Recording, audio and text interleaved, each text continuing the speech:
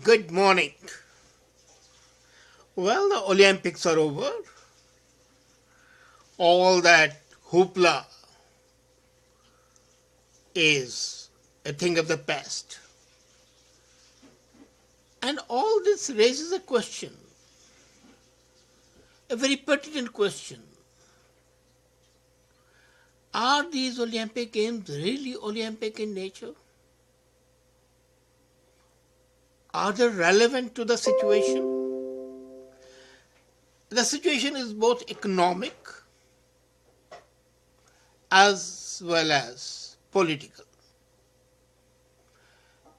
As far as the globalization is concerned, the crude display of nationalism that we have seen this time especially is not in consonance with the very concept of globalization. It's something different, that the globalization is good or bad. But when all the 200 countries swear by globalization, then to display in this stark, nauseating manner the ultra-nationalism just doesn't gel. Secondly, the games were supposed to be non-commercial. It was very clearly mentioned when the Olympics started way back that they would be non-commercial and only the amateurs would participate in it.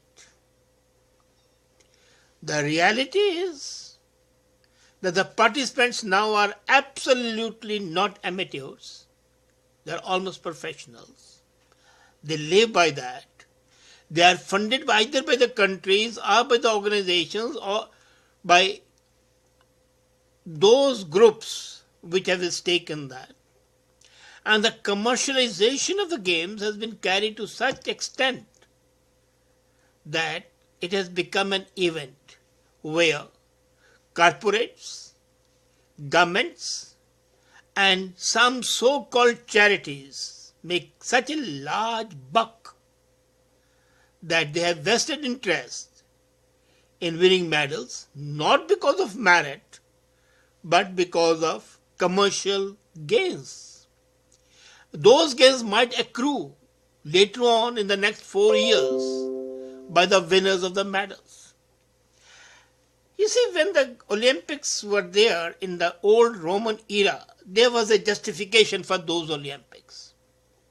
And the justification was that each spear that was thrown, each shot put, each step that was ran was a testimony to the fight of Roman Empire against Prussia, the so-called Iranian gun of today.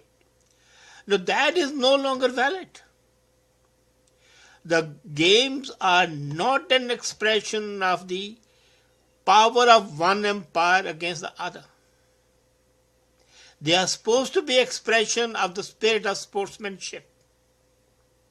And do you support and promote those games where doping, drug use, sexual abuse is the order of the day?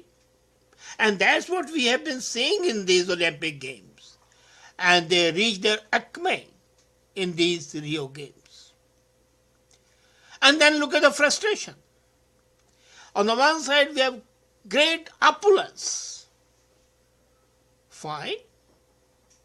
On the other side, we have squalor, demeaning squalor, as seen in the streets of Rio. And when this juxtaposition takes place, it creates resentment and fire in the hearts of the downtrodden. You see, the psychological process has undergone a change.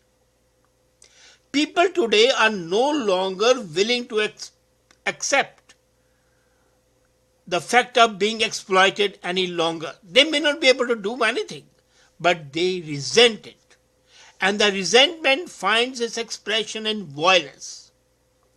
That divide which is latent becomes open. And that is the first step towards anarchy. In other ways, taking to the logical conclusion, these Olympic Games are stepping stone to anarchy. Can you see or imagine people living in Rio slums who cannot afford 2 meals a day, for whom clean drinking water is a distant dream, who live in hovels like animals? Maybe animals live better. And then they see this expenditure that may be good for the corporates, that may be good for the industry, but which is in fact a mockery of their poverty. So their reaction is very normal, that of going on a rampage. And that's what happened. Then look at the way the sportsmen are behaving. Falsely saying that they have been robbed, falsely saying that they were victims, while in fact they were the guilty party. The honesty, the integrity, the fair feelings and the fair dealings, they are not there. And we talked of the dope, we talked of the drug use, that again has been increasing every time. So why have these games? Why not have games, a tournament, the way other games are played? There are certain cups, there are certain trophies, there are certain awards. Okay, let them play it. But you can have the same for the athletics and gymnastics. But to have such a jamboree at one place where you spend billions creating heartburn, that is psychologically disturbing, socially enervating, and politically destabilizing. You know, I'm reminded of Shakespeare when his famous character Puck says, "O Lord, what fools these mortals be! Shall we their fond pageants see?" And then that's exactly what we see, the pageants. Now look at the colossal waste. I'll take up just one example, that of a country which calls itself the prospective leader, at least number 2, India. They have a ministry of sports. They spend millions and millions of dollars, and they won 1 bronze medal, 1 silver as well. Is that sufficient for a country of 1.25 billion? It's not. Could that money not have been better utilized? We need to conduct an audit of the expenditure and the benefits accrued. Some of you might say that the benefits are not only the medal, this is in the process of creating sportsmen. But are we creating sportsmen? One critic, Shobha Day in India, criticized this, and she has been hounded. The minister from India, Goel, comes to Rio, behaves in a manner that's unbecoming, and creates a ruckus. And that is taken for granted. Leave India aside. Come to US, the country which won the largest number of medals, 121. Of course, China won about 70. Canada won about 22. But then all that hoopla of building up these personalities Was it worth? What has a nation gained with these 22 medals in Canada? Except for the vicarious pleasure of jumping with joy and happiness when the medal was won. Come 2 months and people would have forgotten them, and maybe they'll be remembered as questions in the general knowledge quiz. Who won the swimming medal? And who won the archery? That's it. As far as their permanence is concerned, as far as their relevance is concerned, that would not be there. You see, again, taking back, a circus, well-organized circus, these Olympics are. And if they are nothing better than a circus, why not have circus itself? At least circuses do not depend on the public exchequer. They do not depend on the government money. The taxpayer doesn't fund them. They are a pure and pure commercial venture. And so are the Olympics. So, either you don't have Olympics, or if you have Olympics, let them not be funded by the governments. Why should 7 billion people fund something which about 10,000 people participate, 7 odd billion people funding these 10,000 people, and out of those 10,000 people, approximately 300 people are lionized. This is the worst part of oligarchy. I know most of you would be criticizing me, saying that, well, this is something which breeds brotherly love.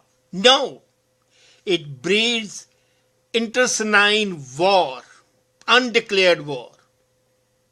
You know, it's typically like a marriage ceremony, which everybody says they enjoy, but marriage process for two is a combination of their lives, a culmination of their union, and for the families is an undeclared war between two parties, which confess extreme cordiality and friendship for each other.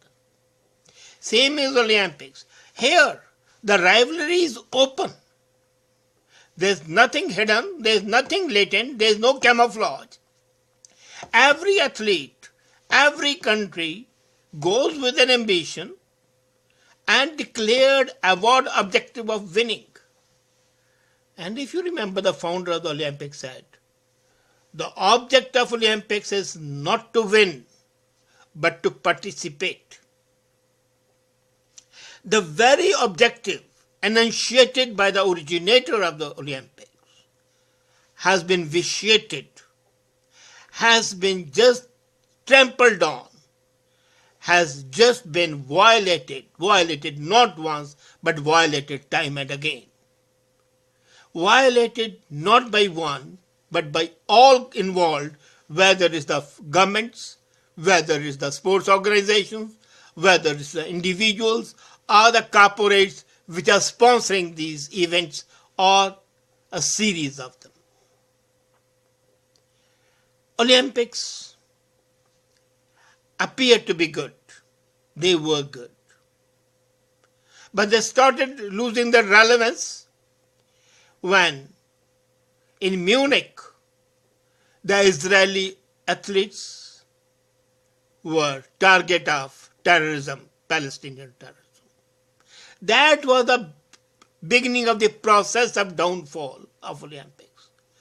And the depth of degradation was achieved in the recent Rio ones, when the Olympics became a symbol of utter divide in the society. They became a symbol of complete commercialization of a game, or games, or events, which should have been aimed at, and which were aiming at, bringing out the most noble traits of the mankind.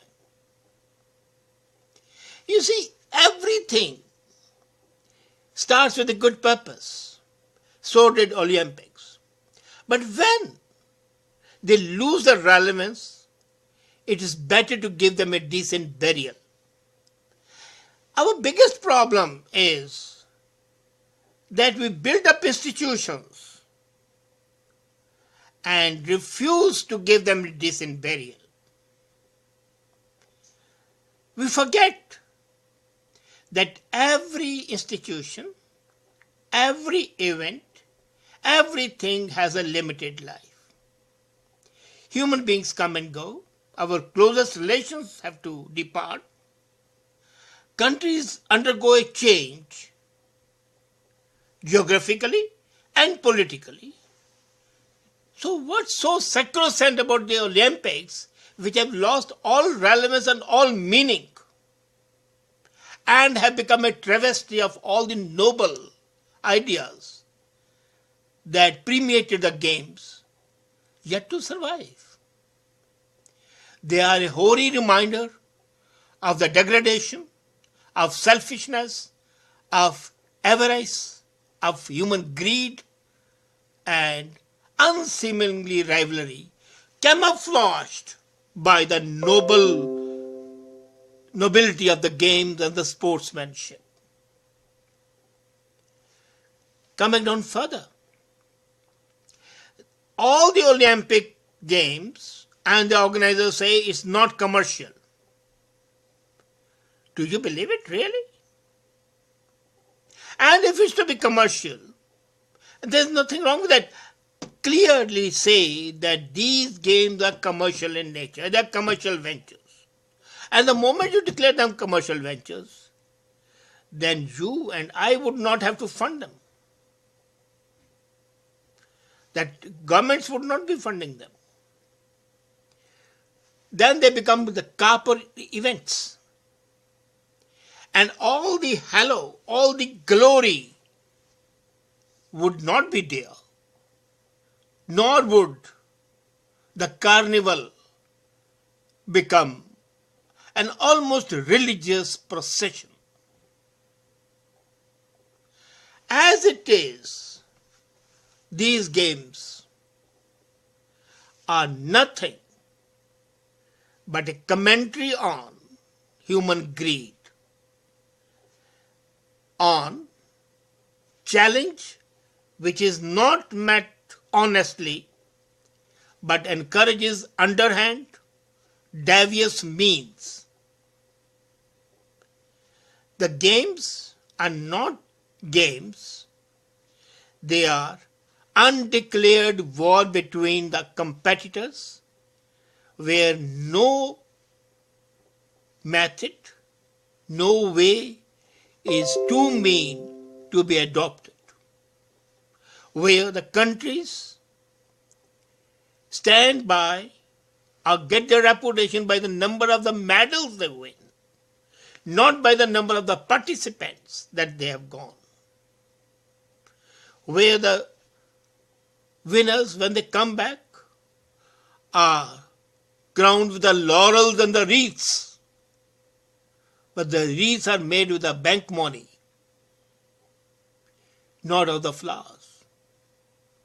So everything is commercialized, and in fact, these Olympics are mammon worship, money worship at a gigantic scale, at a scale which has reached the Olympian heights. You see, we always forget that the purpose has been defeated, and having been defeated, it is time that we say goodbye Olympics. We'll think of something new, something different. Even phoenix rises. When you abolish an institution, human ingenuity will come up with something better. But at least get rid of the rotten stuff. Get rid of it before it starts stinking. It's dead. Give it a decent burial today, because next 4 years should be for thinking for a better thing rather than reenacting the sordid drama of greed and avarice again. Thank you.